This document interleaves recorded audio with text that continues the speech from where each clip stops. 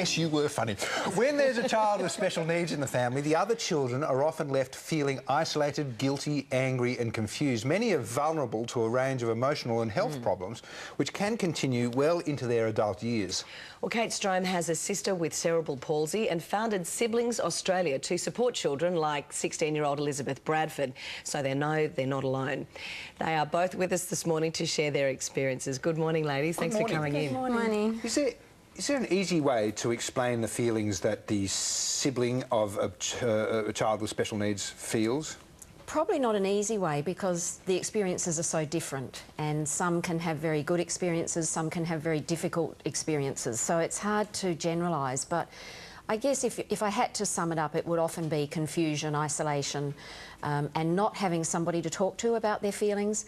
You know, brothers and sisters normally can love and hate each other, and sometimes where there's a child with special needs, some of that open expression of feelings is often quite restricted. And I would imagine your peers, for example, Elizabeth, you now, I mean, you went through this yourself as well, Kate, your peers just simply wouldn't understand, would they? Yeah. It's like I've had people tell me, like, your brother's retarded, therefore you're retarded, and things like that. Just people randomly paying me out, or just not understanding, or saying, wow, once they've met my brother, wow, he's really, like, disabled, you know? So, yeah. So, how do you deal with it? I mean, it must be incredibly painful. Like, yeah, in primary school I was teased a lot about it, so so it was like I was very angry about it and stuff, and I got depressed. But I've, like, since meeting, like, Kate and doing, like, some of the stuff, it's really good because it's meeting other people who've gone through the same sort of thing. Yeah. Like, it's not so, like, lonely. How long have you guys been talking together? Since I was 8, so that was about 8 years ago. Explain to us your brother's special needs. My brother's severely autistic, so he's his brain doesn't work very well. He just, like, he can't talk very well. He's like physical fine, but it's like a mental. There must be that sense, you know, that there you are trying to live your life, and there's this whirlpool kind of, you know, spinning around the room. And yeah, it's like yeah, some of the things, like, we don't go out much because he just does, like, randomly throw stuff, and he spits, and he's annoying, and he makes a lot of noise. And he requires constant care, which is given to him by whom? By my father, right. And yeah, like, Mum helps out. Okay. But yeah, so Dad doesn't really have a job. So yeah. Yes, Elizabeth's mum works. She's the breadwinner because their dad spends most of. He's a musician and so has a bit of flexibility. So he looks after William most of the time. But it's interesting what Elizabeth is saying about those peer relationships that can be quite difficult, and that's the value of sibling groups, where kids can come together with other kids and realise that they're not alone. A lot of these kids grow up thinking, well, I'm the only one who feels this way. So to come to a sibling group is just so empowering for children, because you asked Kim about how you deal with those situations. Well, you know, if I as an adult say to a young child, well, why don't you say that to that kid who calls you a retard or whatever, it doesn't mean nearly as much as if another 9-year-old says to them, well, I do this and I do that. And so that's the real value of those sibling groups. When Elizabeth first came to you, what was your overwhelming impression? What were the issues that she was going through at that point?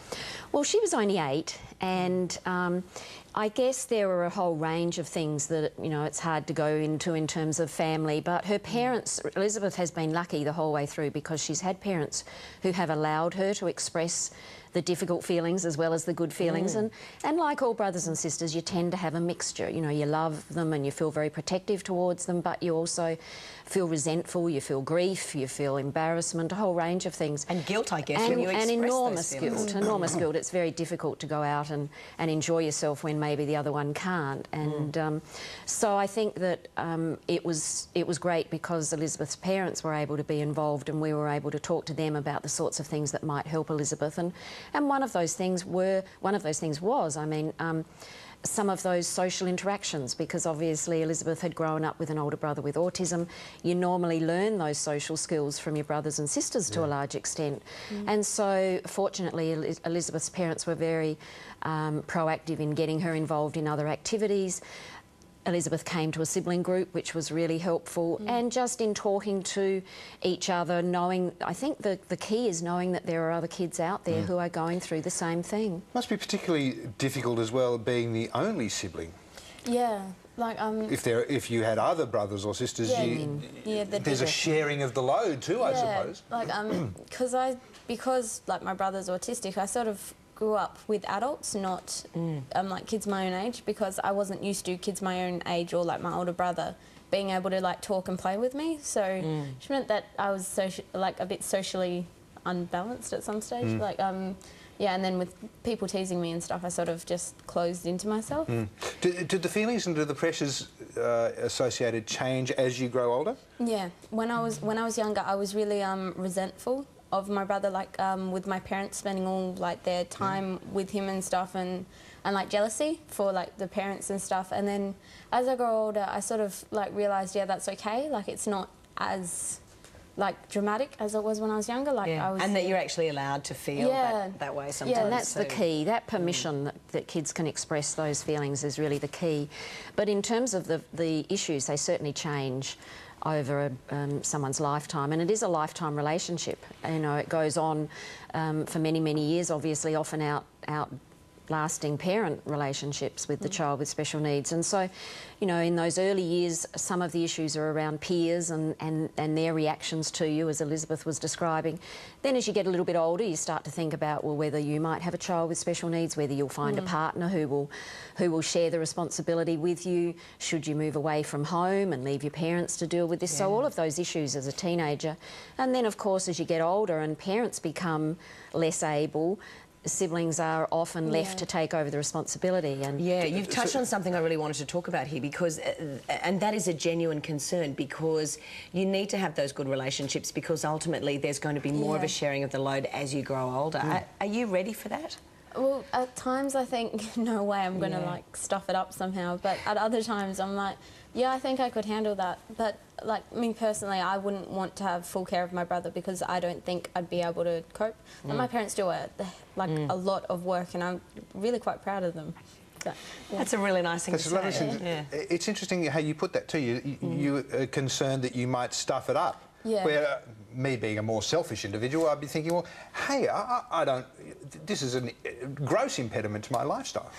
Yeah, well, and that's a reasonable way to think. I would. Well, it is, and I think that it's that balance. And most siblings, if they're supported when they're younger, will want to be involved with the brother or sister with special needs. Certainly, some go to that extreme and actually look after them themselves in their own home, and you know, a lot are involved in a range of activities without actually doing the full-on caring. But there are some who actually distance themselves completely, and it's all too hard for them, and they leave the state or whatever. And I guess what we're about with Siblings Australia is trying to strengthen those relationships within a family, between parents and the children, and between the child with special needs and their siblings or sibling, and nurturing that relationship, so that, again, though, we want to move away from a sibling having full responsibility to at least being involved and adding to the quality of life of that person with special needs. Having a relationship with their exactly, is that every child would have access to one sibling group at least in their lifetime. Well, it certainly made a difference for you.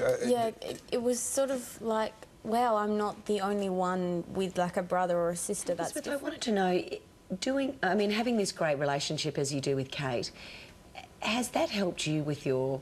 I mean, obviously your relationship with your parents has improved. Yeah. But also, has that helped you with your brother? Yeah. When I was younger, I used to like hate him and stuff. I was like, because it was more like, you're ruining my life. Yes. And now I've got to the stage where I think, yeah, you're my brother. I'm like, you're my brother. You're there, and I have to love you and stuff. And it's like, yeah. He's like, it's. Yeah, my relationship is much better than it was when I was younger. Good. And I think a part of that is the ability to be able to express the difficult feelings as well. I think when children are just told they have to love this person all the time, it's very difficult, because that's not realistic. I mean, all brothers and sisters love and hate each other sometimes all the in time. equal measures, Yeah, that's right. And it's it's a natural part of development and growing up. And whereas in this situation, you know, when you have some of those negative feelings, it's so easy to feel guilty and think, I'm a bad person because I've got those feelings. Whereas if you know that there are other children out there who sometimes feel that way, still love their brother or sister, feel protective. And the difficult thing is that often parents and service providers don't really understand that the child might be feeling some other things. Often they portray themselves as the good child because they don't want to rock the boat, they want to make things right for mum and dad. But there's underlying... And there can sometimes be some really... which then comes out in other ways. Yes. Exactly. it can come out in other ways like depression or acting up behaviour or perhaps sleeping problems, those sorts of things. And so the key is really to get in early and prevent those problems from occurring. It's good work that you do. Yeah, it's terrific work.